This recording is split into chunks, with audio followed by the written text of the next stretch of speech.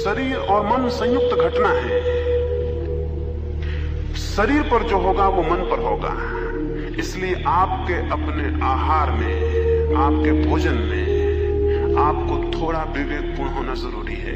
पहली बात, वो इतना ज्यादा ना हो कि शरीर उसके कारण आलस्य से भरता हो। आलस्य अशुद्धि है। वो ऐसा ना हो कि शरीर उत्तेजना से भरता हो। उत्तेजना अशुद्धि है, क्योंकि उत्तेजना ग्रंथियां पैदा करेगी। वो ऐसा ना हो कि शरीर क्षीण होता हो, क्योंकि क्षीणता कमजोरी है, और शक्ति अगर उत्पन्न ना होगी तो परमात्मा की तरफ विकास भी नहीं हो सकता। शक्ति पैदा हो लेकिन शक्ति उत्तेजक ना हो, ऐसा आहार होना चाहिए। शक्ति पैदा हो लेकिन वो इतनी ना हो कि शरीर उसके कारण आलस से भर जाए। अगर आपने जरूरत से ज्यादा भोजन किया है तो सारे शरीर की शक्ति उसको पचाने में लग जाती है, शरीर में आलस्य छा जाता है। शरीर में आलस्य छाने का और कोई मतलब नहीं है। सारी शक्ति पचाने में लगती है तो शरीर आलस से भर जाता है। आलस्य इस बात की सूचना है कि भोजन जरूरत से ज्यादा हो गया। भोजन के बाद आलस नहीं, स्फूर्ति आनी चाहिए। स्वाभाविक है, भूख लगी थी फिर भोजन किया तो स्फूर्ति आनी चाहिए, क्योंकि शक्ति उत्पन्न होने का स्रोत भीतर गया। लेकिन आपको तो आलस आता है। आलस इस बात का मतलब है कि आपने इतना भोजन कर लिया कि अब शरीर की सारी शक्ति उसको पचाएगी, तो शरीर अपने सारी शक्ति को खींच के पेट में ले जाएगा और सब तरफ से शक्ति क्षीण होने से आलस आ जाएगा। तो भोजन स्फूर्ति दे तब सम्यक है। भोजन उत्तेजना ना दे तब सम्यक है। भोजन मादकता ना दे तब सम्यक है। तो तीन बातें स्मरण रखें। भोजन सुस्ती ना दे तो वो शुद्ध है। भोजन उत्तेजना ना दे तो वो शुद्ध है। और भोजन मादकता ना दे तो वो शुद्ध है। ये मोटी बातें हैं और आपको इतना ना समझ में नहीं मानता है कि इनके विस्तार में चर्चा करने की जरूरत है। इनको आप समझेंगे और अपने ढंग से इनको व्यवस्थित करेंगे। दूसरी बात, गौण बातों में शरीर के लिए थोड़ा सा व्यायाम अत्यंत आवश्यक है, क्योंकि शरीर जिन तत्वों से मिलकर बना है वे तत्व व्यायाम के समय में विस्तार पाते हैं। व्यायाम का मतलब विस्तार। संकोच के विपरीत है व्यायाम शब्द। व्यायाम का अर्थ है विस्तार। जब आप दौड़ते हैं तो आपके सारे कण और सारे लिविंग सेल्स, पूरे जीवित कोष्ठ विस्तृत होते हैं, फैलते हैं। और जब वे फैलते हैं तो आपको स्वास्थ्य का अनुभव होता है। जब वे सिकुड़ते हैं तो बीमारी का अनुभव होता है। जब आपकी श्वास पूरी की पूरे प्राण के फेफड़ों को खोलती है और सारे कार्बन डाइऑक्साइड को बाहर फेंकती है तो आपकी खून की गति बढ़ती है। और खून की गति बढ़ती तो शरीर की सारी अशुद्धियां दूर होती हैं। इसलिए योग ने शरीर सोच को, शरीर की परिपूर्ण शुद्धि को बहुत अनिवार्य नियमों के अंतर्गत रखा। तो थोड़ा व्यायाम। अति विश्राम नुकसान करता है, अति व्यायाम भी नुकसान करता है। इसलिए अति व्यायाम को नहीं कह रहा हूं। अति व्यायाम नहीं, थोड़ा सम्यक व्यायाम कि जिससे आपको स्वास्थ्य का बोध हो। और अति विश्राम नहीं, थोड़ा विश्राम भी।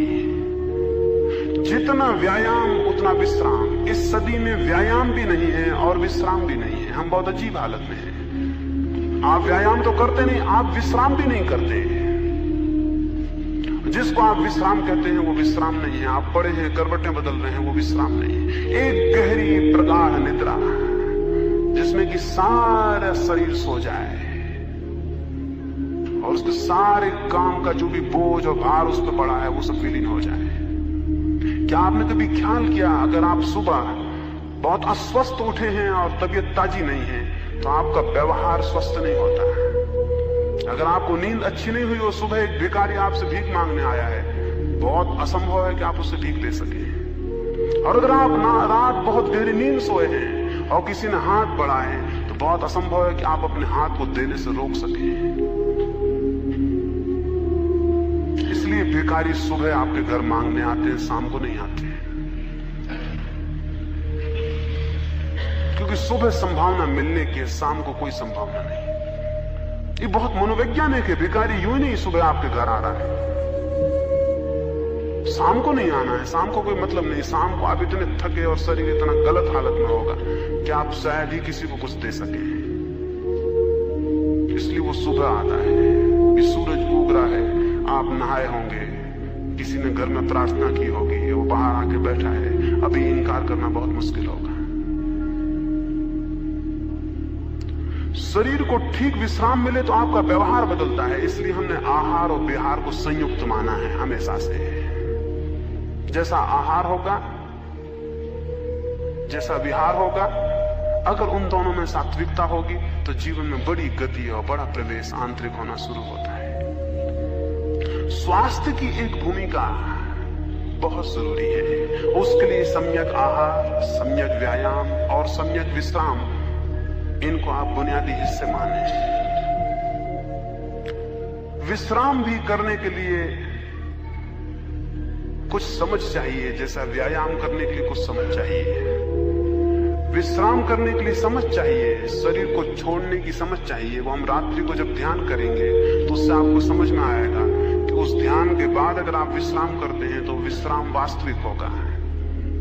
हो सकता है यहां कुछ मित्र हों जो शारीरिक रूप से बहुत व्यायाम न कर सकते हों, न जा सकते हों, जंगल और पहाड़ न चढ़ सकते हों। उनके लिए मैं एक दूसरा प्रयोग कहता हूं। वे केवल 15 मिनट को सुबह उठ के स्नान करने के बाद एकांत कमरे में लेट जाएं, आंख बंद कर लें और कल्पना करें कि मैं पहाड़ियां चढ़ रहा हूं और दौड़ रहा हूं। सिर्फ कल्पना करें, कुछ ना करें। वृद्ध हैं, वे नहीं जा सकते हैं, या ऐसी जगह है कि वहां घूमने नहीं जा सकते हैं। एकांत कमरे में लेट जाएं, आंख बंद कर लें और कल्पना करें कि मैं जा रहा हूं, एक पहाड़ चढ़ रहा हूं और दौड़ रहा हूं। धूप तेज है और मैं भागा चला जा रहा हूं। मेरी श्वास जोर से बढ़ रही और आप हैरान होंगे, आपकी श्वास बढ़ने लगेगी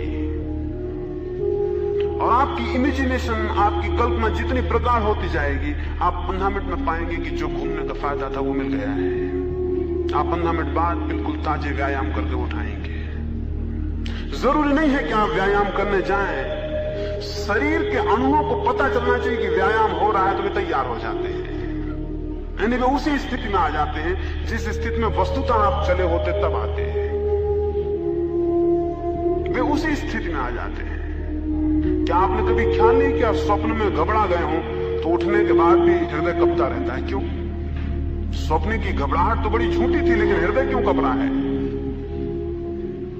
जागने पे भी क्यों कपरा है? हृदय तो कब गया? हृदय को बिल्कुल पता नहीं है कि ये स्वप्न में घटना घटी कि सच में घटना घटी। हृदय को तो पता है कि घटना घटी, बस। तो अगर आप इमेजिनेशन में भी व्यायाम करते हैं तो फायदा उतना ही हो जाता है जितना कि वस्तुतः व्यायाम करिए, कोई भेद नहीं पड़ता। इसलिए जो बहुत समझदार थे इस मामले में, उन्होंने बड़ी अद्भुत तरकीबें निकालनी थी। अगर उन्हें आप एक जेल में भी बंद कर दें तो उनके स्वास्थ्य को कोई नुकसान नहीं पड़ेगा, क्योंकि वो 15 मिनट विश्राम करके और व्यायाम कर लेंगे। इसको भी देखें, जो नहीं जा सकते हैं, नहीं जाने की स्थितियों में, वो इसका प्रयोग करें। और निद्रा के लिए रात्रि का जो ध्यान है उसके बाद निद्रा करें। शरीर ऐसे शुद्ध होगा, और शरीर शुद्ध होगा तो शरीर की शुद्धि भी अपने आप में एक अद्भुत आनंद है, और उस आनंद में फिर और अंतस प्रवेश होता है। ये पहला चरण हुआ। दूसरे 2 चरण हैं भूमिका के, विचार शुद्धि और भाव शुद्धि, उनकी मैं बात करूंगा। 3 चरण होंगे परिधि के, शरीर शुद्धि, विचार शुद्धि, भाव शुद्धि, और 3 चरण होंगे केंद्र के, शरीर शून्यता, विचार शून्यता और भाव शून्यता। ये 6 चरण जब पूरे होते हैं तो समाधि घटित होती है। तो उनकी हम क्रमशः इन 3 दिनों में बात करेंगे। ये बात काफी होगी, इस पर आप विचार करेंगे, समझेंगे और इसका प्रयोग करेंगे, क्योंकि मैं जो कुछ कह रहा हूं वो सब प्रयोग करने की बात है। प्रयोग करेंगे तो ही उसका अर्थ खुलेगा, अन्यथा मेरी बातचीत से उसका कोई अर्थ नहीं खुलता। अब हम सुबह का ध्यान करेंगे और फिर विदा होंगे। सुबह के ध्यान के लिए थोड़ी सी बात आपको कह दूं। सुबह के ध्यान का पहला चरण तो वही होगा जिसको हमने रात्रि में संकल्प कहा। 5 बार हम संकल्प की स्थिति करेंगे। उसके बाद जब संकल्प हम कर चुके होंगे, 2 मिनट तक धीमी सांस लेकर बैठे रहेंगे। उसके बाद हम भावना करेंगे पहले संकल्प, फिर भावना और फिर ध्यान, ऐसे 3 चरण होंगे सुबह के लिए। संकल्प रात्रि को जैसा मैंने कहा वैसा, श्वास को पूरा गहरा अंदर ले जाएंगे। जब श्वास अंदर जाने लगेगी तब मन में ये भाव करेंगे कि मैं संकल्प करता हूं कि मेरा ध्यान में प्रवेश होकर रहेगा, मैं ध्यान में प्रविष्ट होऊंगा। इस भाव को करते रहेंगे जब श्वास अंदर जाएगी और पूरे फेफड़ों में भरेगी, पूरी भर लेनी है जितनी आपसे बन सके।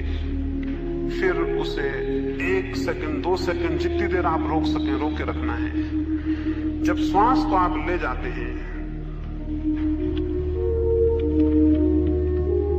पूरा ले जाएं, फिर उसे थोड़ी देर रोकें।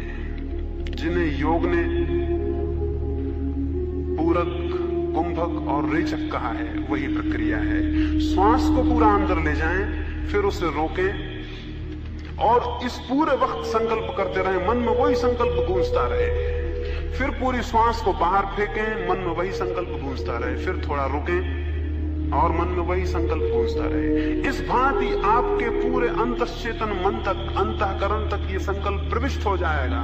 आपके पूरे व्यक्तित्व को पता चल जाएगा कि निर्णय हुआ है कि ध्यान में प्रवेश करना है, तो आपको पूरे व्यक्तित्व का सहयोग मिलेगा। अन्यथा आप ऊपर ही घूमते रहेंगे, उससे कोई अंतर नहीं पड़ेगा बहुत। तो पहले तो संकल्प, फिर भावना, संकल्प के बाद भावना, जो मैंने कल आपको कही, आशा, आनंद, विश्वास, वो 2 मिनट तक करेंगे। 2 मिनट तक अपने सारे शरीर को अनुभव करेंगे कि आप बहुत स्वास्थ्य से भरे हुए हैं, बहुत आनंद का अनुभव कर रहे हैं, सारे शरीर के कण कण प्रफुल्ल हो गए हैं और बड़ी आशा की स्थिति है, कुछ होगा। संकल्प, फिर ये भावना कि मेरे चारों तरफ अत्यंत शांति है, मेरे भीतर अत्यंत आनंद है, मेरे भीतर अत्यंत आशा है और मेरे शरीर का कण कण उन्मुख है और उत्सुक है और प्रफुल्ल है। इसको भाव करेंगे। उसके बाद फिर सुबह का ध्यान करेंगे। सुबह के ध्यान में रीढ़ को सीधा रखना है, बिना हिले डुले आराम से बैठ जाना है, सारे शरीर के कंपन को छोड़ देना है, रीढ़ को सीधा कर लेना है, आंख को बंद कर लेना है। फिर धीमी श्वास लेनी है, बहुत आहिस्ता श्वास लेनी है और आहिस्ता ही श्वास छोड़ देनी है। श्वास को देखना है भीतर, आंख बंद किए श्वास को देखते रहना, वो भीतर गई और बाहर गई। श्वास को देखने के 2 उपाय हैं। एक तो है एब्डोमेन पर देखना, जहां पेट ऊपर नीचे होता है, और दूसरा है नाक के पास जहां श्वास छूती है वहां देखना। जिसको जहां सुविधाजनक मालूम पड़े वहां देखें। अधिक लोगों को सुविधाजनक पड़ेगा कि वे नाक के पास देखें। श्वास अंदर प्रविष्ट होगी, नाक को लगती है, फिर निकलेगी, फिर लगती है, उसी स्थान को आप देखेंगे। श्वास लगी, अंदर गई, श्वास गई, बाहर गई। जो लोग पीछे प्रयोग किए हैं नाभि का, उनको नाभि का सुविधाजनक मालूम पड़ता हो, वो नाभि के पास देखें कि पेट ऊपर उठा, नीचे गिरा। जहां जिसको ठीक लगे वहां उस प्रयोग को कर ले। सिर्फ 10 मिनट तक श्वास को देखता रहे। तो अब हम बैठे सुबह के प्रयोग के लिए। सब लोग फासले पर हो जाएं, कोई एक दूसरे का बोध मिट जाए, छूना मिट जाए, सब इतने फासले पर हो जाए।